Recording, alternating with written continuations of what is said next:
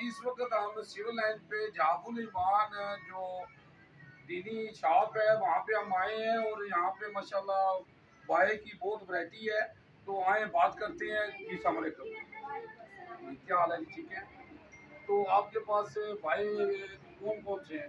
हमारे पास mostly Dubai और Saudi collection है, जो कि मोस्टली दुबई और सऊदी की जो हज़रात हैं वो यूज़ कर सकती हैं। ब्राइडल अबायास दुबई और सऊदी की मोस्टली कलेक्शन जो लेडीज़ अबायास वेयर कर सकती हैं शादी ब्याह पे।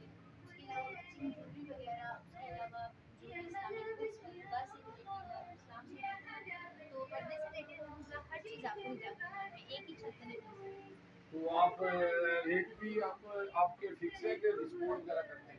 अल्हम्दुलिल्लाह डिस्काउंट कर देते हैं, हिम्मत अल्हम्दुलिल्लाह डिस्काउंट कर देते हैं और रेट के बारे में इंशाल्लाह तो जी बहुत शुक्रिया जी।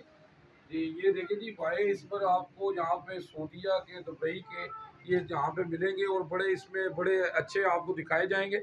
बहुत इसमें डिज़ाइन है नहीं, और बहुत वैरायटी है। आएँ आप इधर विज़िट करें, माशाल्लाह आपको अच्छी लगेगी और ज़बरदस्त शॉप है जी। यूजी न्यूज़ जावा दीजिए।